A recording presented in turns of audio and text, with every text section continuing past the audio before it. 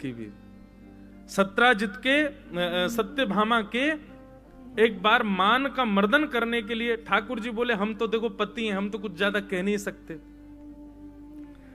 सत्यभामा जी को अपने रूप की बड़ी गर्विष्ठता, अपने रूप का बड़ा अहंकार कि मैं बहुत सुंदर हूं। और निश्चित है भगवान की 16,108 पटरानियों में सबसे ज्यादा सुंदर रूप से यदि कोई है तो वो सत्यभामा है। लेकिन बंधुओं, रूप की सुंदरता कुछ ही दिन बढ़िया लगती है, स्वभाव की सुंदरता निरंतर बढ़िया लगती है। श्री रुक्मणी जी स्वभाव से सुंदर है। रूप की ऐसी सुंदरता सत्यभामा जी के भीतर, अपने रूप के आगे वो किसी को नहीं समझते। ठाकुर जी के निज 3 पार्षदों को अभिमान हो गया। सबसे पहले तो श्री सुदर्शन जी, उनको अभिमान हुआ कि हमसे ज्यादा शक्तिशाली दुनिया में कोई नहीं। दूसरा अभिमान गरुण जी को हुआ कि हमसे तेज कोई नहीं चल सकता। और तीसरा अभिमान भगवान की पटरानी सत्यभामा को हुआ कि हमसे सुंदर कोई नहीं। और तीनों के मान का हनन करने के लिए ठाकुर जी ने हनुमान जी को बुलाया। जो मान का हनन करे, जो अभिमान दूर करे, वो श्री हनुमान जी। भगवान ने स्मरण किया, बोले देखो ये तीनों हमारे इतने सन्निकट रहते हैं कि हम कितना भी कहें सुनते नहीं। ये बात निश्चित है बंधुओं, आप जब जिसके बहुत सामीप्य में रहने लग जाते हो ना, वो आपकी गलती सुधारने का प्रयास करेगा तो भी नहीं सुधरोगे आप, क्योंकि अति सामीप्य में दोष होता है। कोई बाहर का व्यक्ति आकर के टोकेगा, समझाएगा, तभी सुधर पाओगे आप। ये प्रमाण है। ठाकुर जी बोले हम हैं तो द्वारिकाधीश, लेकिन अब इन तीनों को हम समझा नहीं सकते, समझते हैं नहीं। इसलिए अब किसी को ऐसे को बुलाया जाए जो इनके मान का हनन करे, इनके अभिमान को दूर करे। और मान का हनन करते हैं इसीलिए हनुमान जी को आमंत्रित किया द्वारिका। हनुमान जी महाराज द्वारिका आ गए। द्वारिका आकर के महाराज सुंदर वनों को उजाड़ने लगे, सुंदर वृक्षों को तोड़ने लगे, नारियल उखाड़ करके पीने लगे, केले के सुंदर वृक्षों को तोड़ करके केले खा जाएं, छिलका फेंक दें महाराज, फिसल के लोग गिर रहे हैं द्वारिका के। और कोई रोकने टोकने जावे तो वृक्ष उठा के फेंक दें हनुमान जी उसके ऊपर। सब दौड़े दौड़े गए स्वधर्मा सभा में। हे द्वारिकाधीश, एक बानर घुस आया है द्वारिका में, पूरी द्वारिका उजाड़ दी है उसने, आप कृपा करो। भगवान ने सुदर्शन चक्र से कहा आप जाइए, आप बड़े बलवान हैं, कोई बहुत शक्तिशाली बानर आया है, जाइए जाकर के उसको या तो बंदी बनाइए, नहीं तो अपने बल के आगे उसको शांत कर दीजिए। सुदर्शन जी कम नहीं है बंधुओं। सुदर्शन जी यदि अपने पे आ जाएं तो एक क्षण के अंदर पूरे समुद्र को सुखा सकते हैं, इतना तेज है सुदर्शन जी में।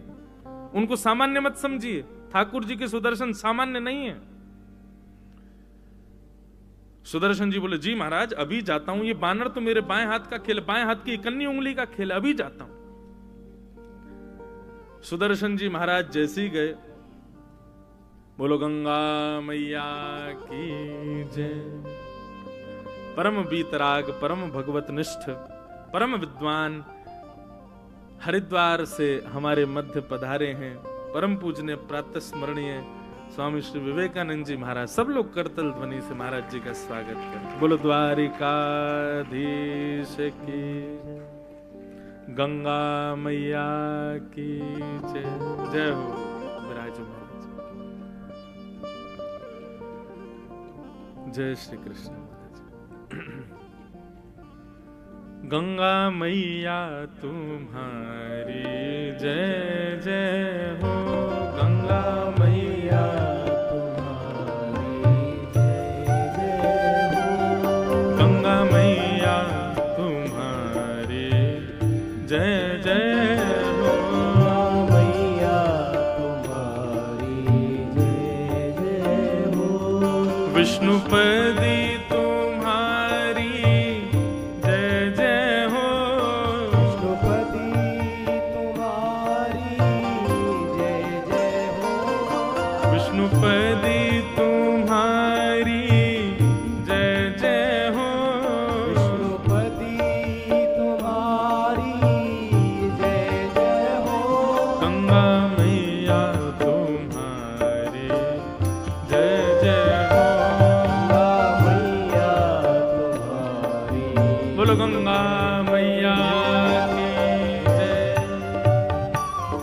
देखो, हम ब्रजवासी यहाँ आए तो गोमती जी में यमुना जी का संगम हो गया, तो गोमती यमुना समुद्र संगम। लेकिन आज हरिद्वार से महाराज जी पधारे हैं तो कहीं ना कहीं आपके संपूर्ण अंग में कहीं तो गंगा जी अवस्थित हैं। आप हरिद्वार में रहते हैं और संपूर्ण जीवन गंगा जी के तट पर व्यतीत हरिद्वार भगवत धाम में हुआ है, तो निश्चित है कि पूरे तन का निर्माण गंगा जल से ही हुआ है। तो महाराज जी यहां पर जितने क्षण भी विराजमान रहेंगे मानो गंगा जी का गोमती जी में मिलकर के समुद्र संगम। देखो यहां पर तीर्थराज प्रकट हो गया है हमारे ब्रज द्वारिका मिलन महोत्सव में। अभी कहां से वैष्णव संत जन पधारेंगे, उतना आनंद होता रहेगा। तो मैं क्या निवेदन कर रहा था, सुदर्शन जी को भेजा ठाकुर जी ने, जाओ एक बानर घुस आया है। पहले सुदर्शन जी बोले भगवान किसी और को भेज दो ना, इतने छोटे से काम के लिए मैं क्यों दिख रहा हूं आपको। भगवान बोले तुम ही जाओ। आज्ञा मान करके सुदर्शन जी ऐसे जा रहे थे जैसे उनके लायक ये काम ही नहीं है, जबरदस्ती ठाकुर जी भेज रहे। सुदर्शन जी जैसे कि कहां है भाई बानर, बोले वो बैठा वो वन उजाड़ रहा है पूरी द्वारिका के सुंदर वन को। सुदर्शन जी ने जैसे प्रवेश किया बोले इसके लिए तो एक अणु मात्र तेज ही काफी है। एक अणु तेज भी, 1% तेज भी सुदर्शन जी का इतना तेज है कि उसके सामने सूर्य भी फीका है। उन्होंने 1% अपने एक अणु तेज को प्रकट करके जैसे ही हनुमान जी पर आक्रमण किया, हनुमान जी बोले कहां क्या चमक रहा भाई, बड़ा डिस्टर्ब कर रहा हमको खाने पीने में। पकड़ करके सुदर्शन जी को ऐसे कांख में दबा लिया। सुदर्शन जी महाराज की जीभ बाहर निकल आई, बोले जे भाई क्या खूब जोर लगा लिए, 100 के 100 अणु तेज प्रकट कर दिया, लेकिन हनुमान जी के बाम से नहीं निकल पाए। शाम हो गई, सुदर्शन जी नहीं आए। द्वारिका के लोग गए स्वधर्मा सभा में, हे द्वारिकाधीश, बोले बानर ने पूरी द्वारिका उजाड़ दी है, पहले तो वन में ही था अब तो घरों को तोड़ रहा है।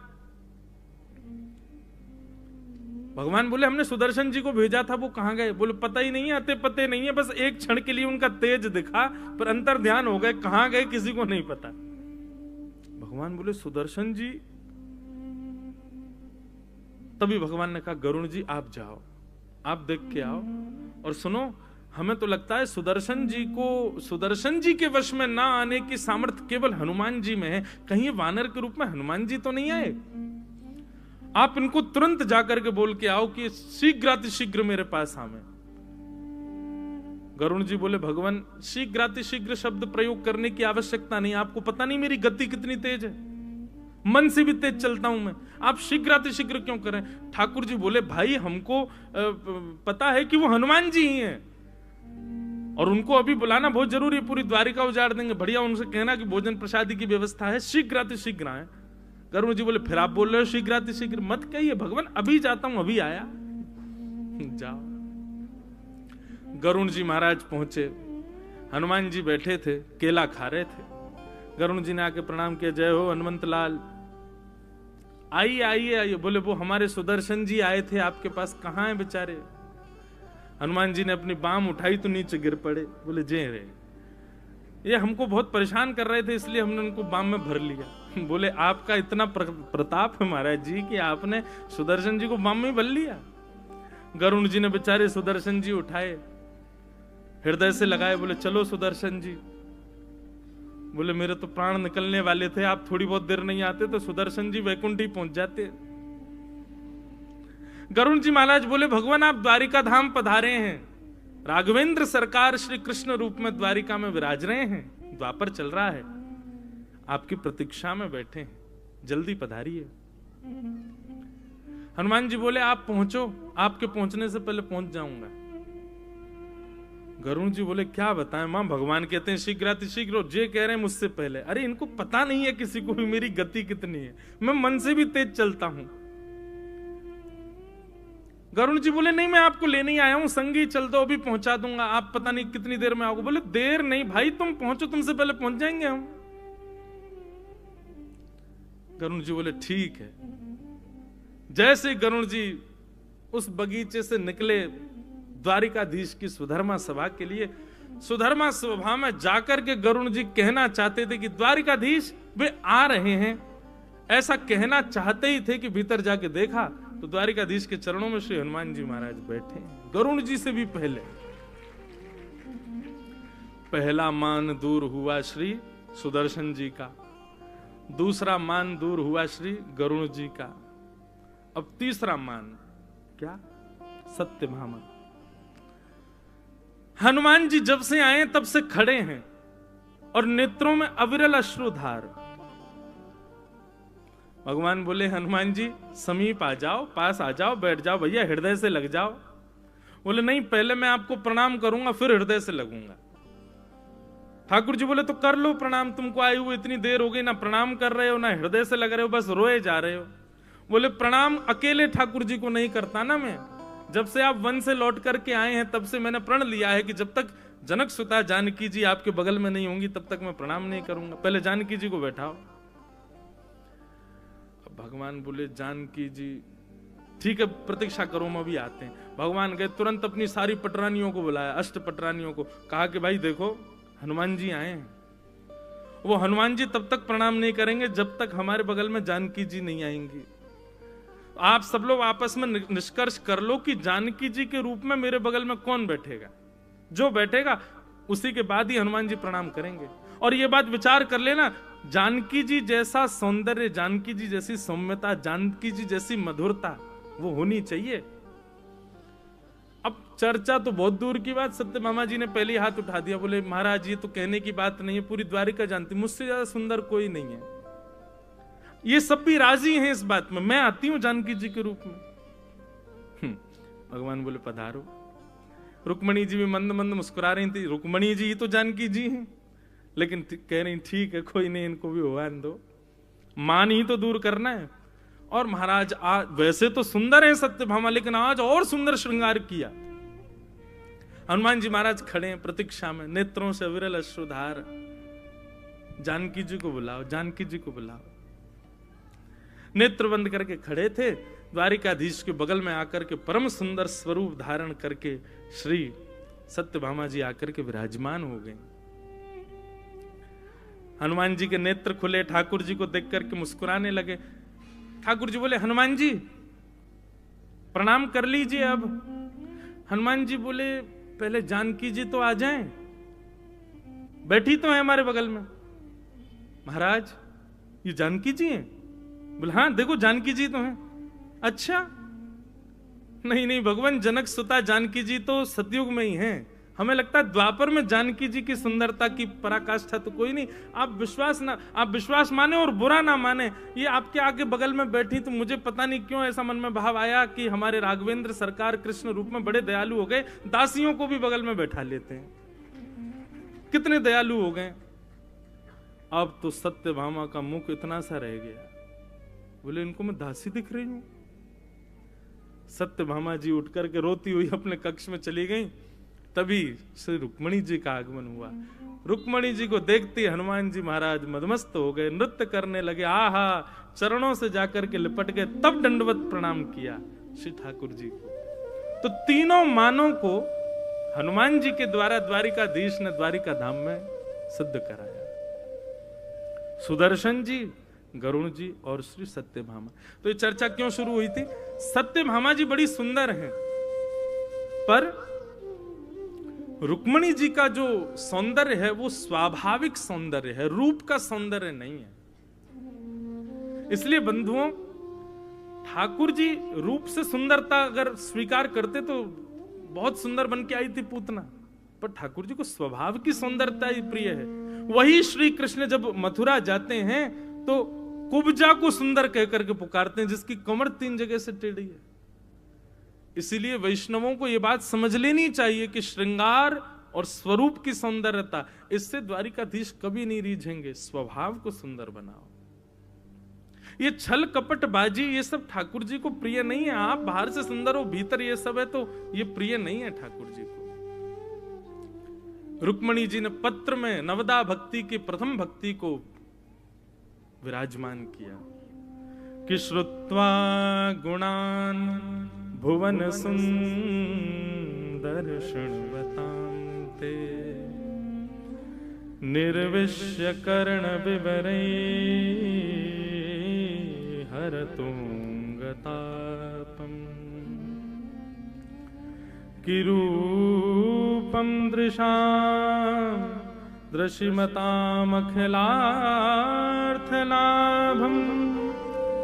त्वय्यच्युता विशति चित्रपत्रपं मे। रुक्मणी जी कहती हैं, हे नाथ, मैंने आपको कभी देखा नहीं है, केवल और केवल आपको सुना है। एक संतजन कथा में बता रहे थे कि जब ब्राह्मण ने जाकर के द्वारिकाधीश को पत्र सुनाया, ठाकुर जी से कहा कि ठाकुर जी पत्र आया है, कौंडन्यपुर के महाराजा भीष्मक राजा की बेटी रुक्मणी जी ने पत्र भेजा है। तो भगवान बोले पत्र पढ़ के सुनाओ। तो जैसे ही ब्राह्मण देवता ने पत्र पढ़ना प्रारंभ किया तो प्रथम श्लोक सुनते ही, 7 श्लोक नहीं सुने द्वारिकाधीश ने, प्रथम श्लोक सुनते ही ठाकुर जी अपने आसन से खड़े हो गए और कहने लगे, लाओ लाओ भाई, रथ की व्यवस्था करो, सब व्यवस्था करो, चलो कौंडन्यपुर चलना है। तो ब्राह्मण देवता बोले, भगवान पूरा श्लोक तो सुन लीजिए, पूरे पत्र तो सुन लीजिए, 7 श्लोक हैं, अभी एक ही श्लोक हुआ है। ठाकुर जी बोले, वो सब सुनाते रहना, तुम मार्ग में चलते चलते सुनाते रहना। बोले, तो आप कौंडन्यपुर जाने को तैयार हो गए, पहले समझ तो लीजिए कि रुक्मणी है कैसी। ठाकुर जी बोले, जो गुण हमको चाहिए वो गुण उनके प्रथम श्लोक में ही दिख गया। क्या है वो प्रथम गुण? कि रुक्मणी जी कह रही हैं कि मैंने आपको देखा नहीं, आपकी कथाएं सुनकर के आपसे प्रीति हुई है। ठाकुर जी कहते हैं, हे विप्र देवता, जिस वैष्णव को, जिस व्यक्ति को मेरी कथा में रति है, तो निश्चित है बाकी की भक्तियों में रति, बाकी के सदलक्षण और गुणों में रति उसकी होगी ही होगी। और नहीं भी कोई गुण होगा तो ये श्रवण भक्ति से वो गुण उसके भीतर आ जाएगा। एक प्रकार से ये कह दें, श्रवण भक्ति बंधुओं स्रोत है। यदि श्रवण भक्ति प्रारंभ हो गई, धीरे धीरे अपने आप सब भक्ति आ जाएंगी। आजकल क्या हो गया, यूथ के अंदर, समाज के अंदर थोड़ी भक्ति बढ़ी है, लेकिन कई चीज की भक्ति बढ़ी है। नाचने गावे की भक्ति बढ़ी है, सजवे धजवे की भक्ति बढ़ी है, अपने आप को भक्त दिखाने की भक्ति बढ़ी है। लेकिन उन्हीं लोगों को कथा में ले आओ तो कथा में रुचि नहीं है। इस बात का प्रमाण है कि आपकी भक्ति जो है वो केवल और केवल लोक रंजन के लिए है, ठाकुर जी के रंजन के लिए नहीं है। ठाकुर जी की रंजन की भक्ति जब प्रारंभ होगी तो सबसे पहले आपके भीतर श्रवण भक्ति आएगी। श्रवण, रुक्मणी जी श्रवण भक्ति की आचार्या हैं। तो ठाकुर जी से कहती हैं, मैंने केवल आपको सुना है, आपको देखा नहीं है, और सुनकर के आपको अपना प्रियतम मान लिया है। श्रवण भक्ति का और लक्षण बताते हुए श्री रुक्मणी जी कहती हैं, हे नाथ, भले ही किसी ने आपको देखा ना हो, लेकिन आपके स्वरूप का वर्णन मात्र उसने सुन लिया हो तो निर्विश्य कर्ण विवरई हरतोंगतापम, अपने कानों से यदि आपकी भक्ति का श्रवण कर ले तो श्रवण मात्र से उसके हृदय के जितने भी ताप, संताप, पाप आदि व्याधि, जो भी कुछ उसके हृदय में आपकी मिलन में बाधा बन रहे हैं, आपकी श्रवण भक्ति से वो सब नष्ट हो जाएंगे। नाथ, श्रवण भक्ति की महत्व को भी श्री रुक्मणी जी बताती हैं। रूपम दृशाम दृशिमताम अखिलार्थलाभम त्वय्यच्युता विशति चित्रपत्रपम में। वैसे तो आपका रूप देखने मात्र से व्यक्ति के सारे विषाद नष्ट होते हैं, पर भगवान, मैं जो जानती हूं कि आपके रूप से भी ज्यादा आपकी कथा में सामर्थ्य है, आपके गुणानुवादों में सामर्थ्य है विषयों को नष्ट करने की। ठाकुर जी को रोज देखता था कौन? धृतराष्ट्र। रोज देखते थे समस्त कौरव, लेकिन अपने कुभावों को नष्ट नहीं कर पाए। रोज देखते थे युधिष्ठिर, रोज देखते थे भीम, लेकिन अपने हृदय में प्रेम लक्षणा भक्ति को जागृत नहीं कर पाए। रोज देखता था अर्जुन, लेकिन उसके हृदय में भी प्रेम लक्षणा भक्ति कब प्रकट हुई? जब ठाकुर जी ने श्रवण कराया, जब गीता सुनाई, तब अर्जुन कहते हैं आप जो कहेंगे करिष्ये वचनम तब, आप जो कहेंगे मैं करूंगा नाथ। अब मुझे कोई संशय नहीं है। इसलिए भैया श्रवण भक्ति प्रधान भक्ति है। श्रवण भक्ति में रुचि जगाओ। और एक बात और, आप कहोगे कैसे रुचि जगाएं? प्रार्थना करो ठाकुर जी से, आपके चाहने से नहीं जगेगी। ठाकुर जी चाहेंगे तो ही श्रवण भक्ति में रुचि हो सकती है। और इस बात का भी प्रमाण, ये कोई मनमानी बातें नहीं है, इस बात का भी प्रमाण श्रीमद् भागवत में श्री सूत जी महाराज देते हैं कि ठाकुर जी की भक्ति, श्रवण भक्ति में, कथा में यदि रति है तो वह भी ठाकुर जी की इच्छा से ही हो सकती है। गोस्वामी तुलसीदास जी कहते हैं बिनु सत्संग विवेक न होई, और बिनु सत्संग विवेक न होई। फिर दूसरी बात, राम कृपा बिन सुलभ न सोई। ये बात तो सत्य है कि सत्संग के बिना भक्ति नहीं जगेगी, लेकिन यह भी सत्य है कि राम जी की कृपा के बिना सत्संग नहीं मिलेगा। और श्रीमद् भागवत में सूत जी महाराज क्या कहते हैं कि धर्म स्वनिष्ठित पुंसाम विश्वक्सेन कथा सुय नोत्पादय दधिरतिम श्रम एव हि केवलम।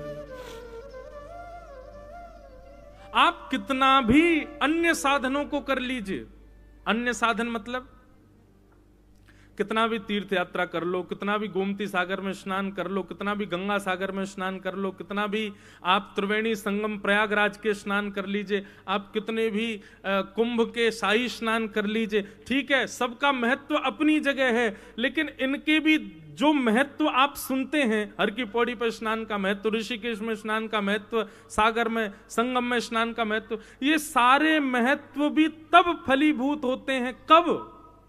जब यहां कह रहे हैं विश्वक्सेन कथा सुयह रतिम।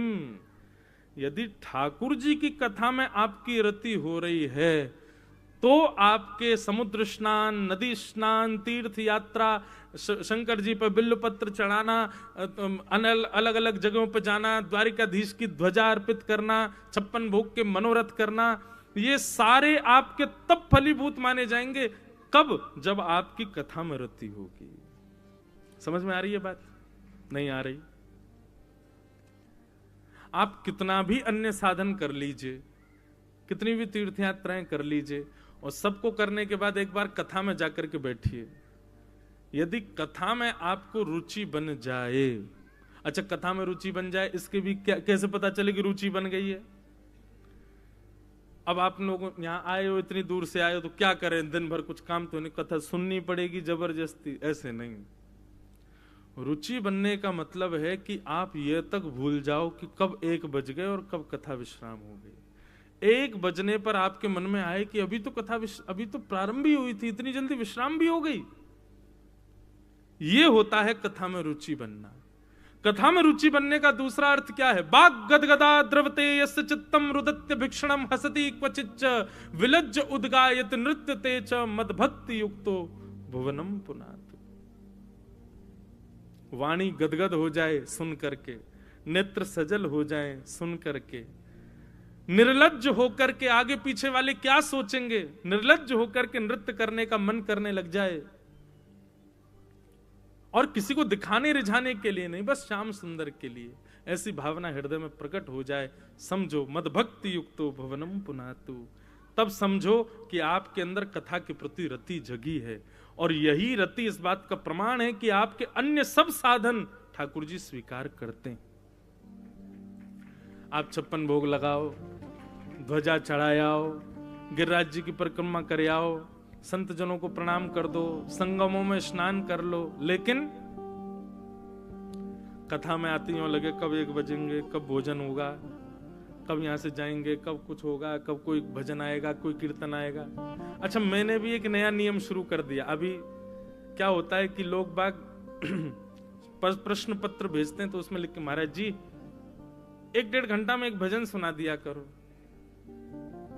मेरे पास सब साधन, हमारे सब गंधर्वजन बैठे रहते, महाराज जी कुछ गाओ। गला भी दिया ठाकुर जी ने, पद भी बहुत सारे, लेकिन मैं जानबूझ के नहीं गाता। क्यों नहीं? कथा सुनो, क्योंकि प्रथम भक्ति श्रवण है, दूसरी भक्ति कीर्तन है। जब तक श्रवण में रति नहीं हो तब तक कीर्तन में नहीं जाने देंगे। कीर्तन भक्ति में तो सबको आनंद आता है, जो सो भी रहे होते हैं कीर्तन भक्ति में वो भी उठ जाते हैं, लेकिन श्रवण भक्ति में जगे रहो, ये ठाकुर जी की कृपा है। तो श्रवण भक्ति ये प्रथम भक्ति है।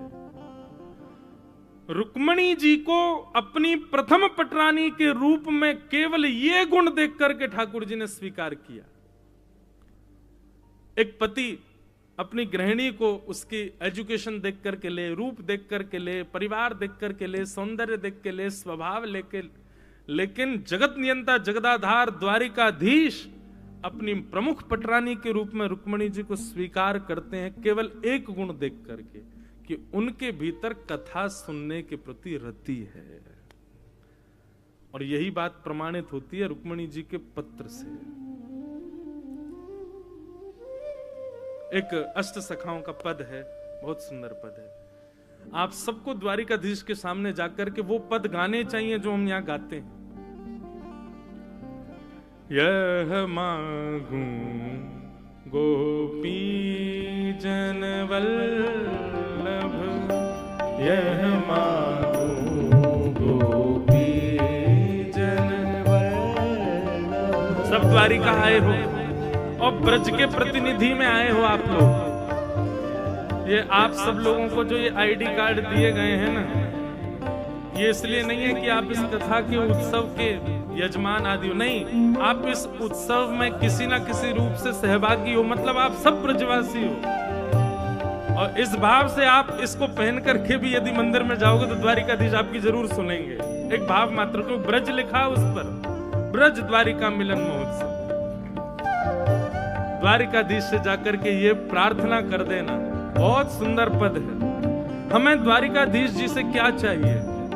यह मांगू गोपी जन वल्लभ, यह मांगू गोपी जन वल्लभ। मानुष जन्म और हरि सेवा, मानुष जन्म और हरि सेवा, मानुष जन्म और हरि सेवा, मानुष जन्म और हरि सेवा। ब्रज बसवो दी जो मोहि सुलभ, ब्रज बसवो दी जो मोहि सुलभ। कितनी सुंदर कामना है, ऐसी कामना हर व्यक्ति को करनी चाहिए। क्या मांग रहे हैं ठाकुर जी से? मानुष जन्म। एक तो ठाकुर जी कृपा करना, इस जन्म में तो आपने मानव बनाए, अगले जन्म में फिर मानव बनाना। मानुष जन्म, लेकिन अगले जन्म में कुछ प्रायोरिटीज रखिएगा। मानुष जन्म और हरि सेवा। दूसरी क्या है? बोले आपकी सेवा प्राप्त हो। मानुष जन्म और हरि सेवा। और तीसरा, ब्रज बसवो दी जो मोहि सुलभ, ब्रज बसवो दी जो मोहि। अभी 14 तारीख को ठाकुर जी का जन्मोत्सव, हमारे गिरधर लाल जी का। उस दिन हम पूरी बधाई गायन के बाद एक पद जरूर गाते हैं। क्या? बधाई में दीजो श्री ब्रजधाम। हे ठाकुर जी कृपा करना कि आपके इन उत्सवों की बधाई हमको केवल एक रूप में मिले। हमको वैकुंठ जाना है, साकेत जाना है, गोलोक धाम जाना है, लेकिन 7 दिन जाना है, बस कथा बता करके फिर वापस आ जाएंगे हम। 7 दिन के लिए वैकुंठ जाएंगे, कथा करके दोबारा वृंदावन ही आएंगे। हमको वृंदावन चाहिए नाथ, हमको वृंदावन नहीं छोड़ना है। ये ब्रज सदा हमारे चित्त में बसा रहे। ब्रज बसवो दी जो मोहि सुलभ, ब्रज बसवो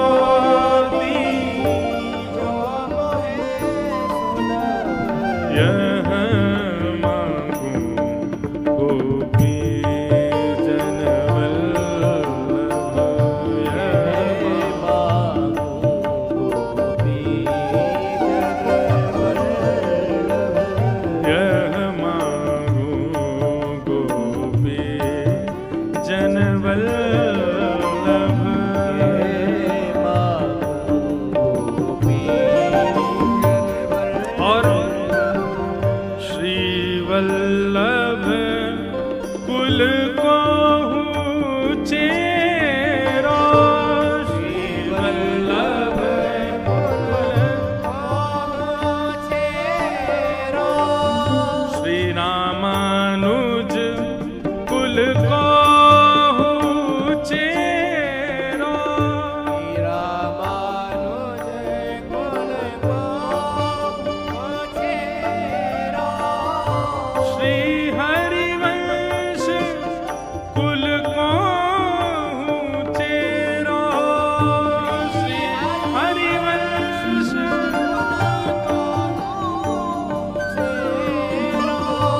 श्री हरिदास वंश को चेरो,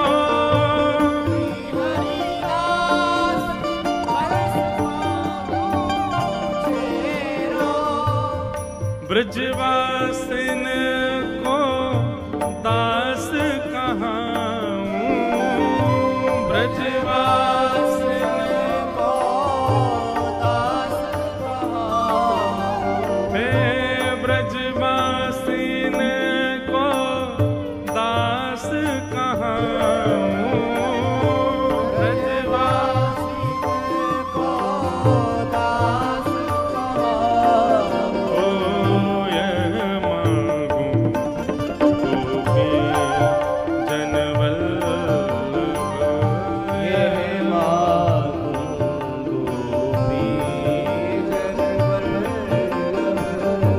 श्री यमुना जल नित प्रति नहाऊं, श्री यमुना जल नित प्रति नहाऊं, मन वच क्रम कृष्ण गुण गाऊं, मन वच कृष्ण गुण गाऊं, मन वच कर्म कृष्ण गुण गाऊं, मन वच कर्म कृष्ण गुण गाऊं। और ये सब तो मांगते जा रहे हैं हम ठाकुर जी से, और इन सब को पुष्ट कौन करेगा?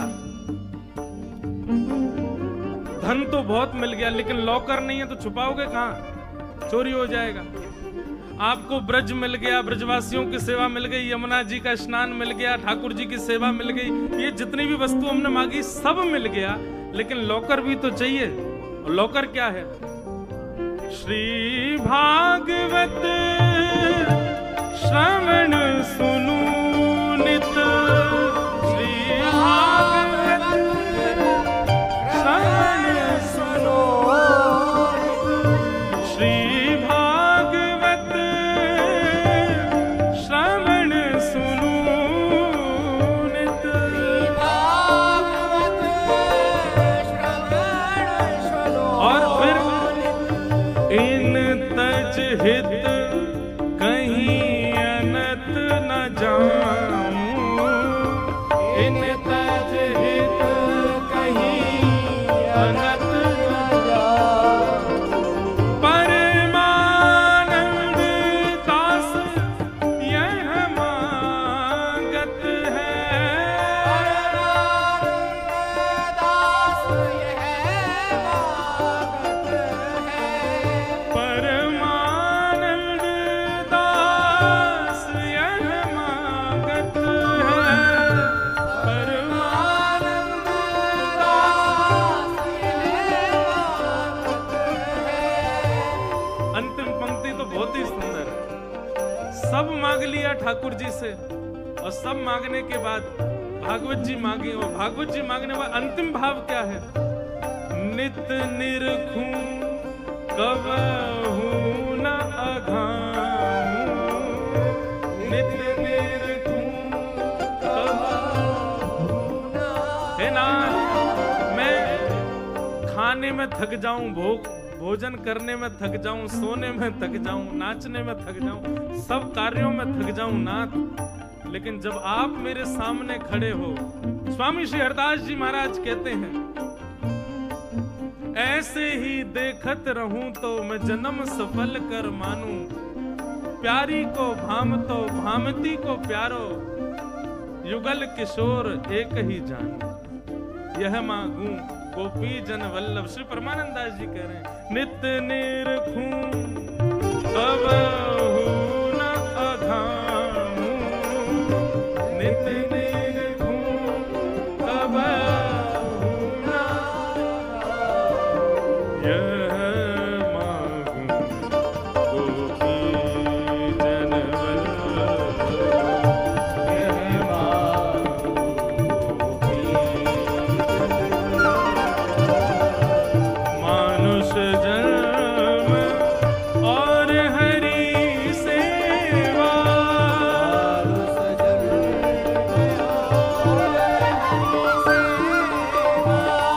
ब्रज बसिवो दी जो मोहे सुलभ, ब्रज बसिवो दी जो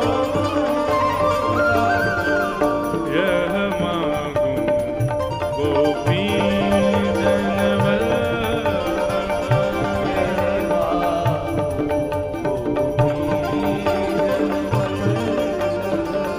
यह मांगू गोपी जन वल्लभ, यह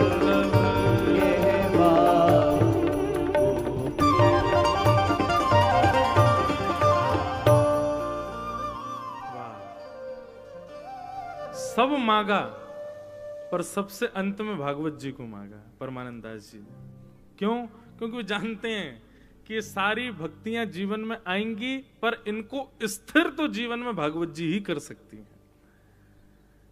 बंधुओं, सब, चाहे आप किसी भी संप्रदाय से हो, किसी भी मत से हो, किसी भी भाव से हो, सब जगह भागवत जी प्रधान है, कथा प्रधान है। कथा की प्रधानता इसलिए विशेष है क्योंकि जैसा कि अभी एक भाव आया ना, हम कथा सोच के नहीं करता, मैं जो मन में भाव आता बोल देता हूं। अब मन में भाव आया, लॉकर है, ये सारे धन हैं, ठाकुर जी की सेवा करना, नाम जप करना, तिलक करना, वैष्णव भाव रखना, संतों की सेवा करना, ये सारे धन हैं और इनका लॉकर है श्रीमद् भागवत जी। यदि भागवत जी जीवन में होंगी तो सब व्यवस्थित होता रहेगा, इकट्ठा होता रहेगा।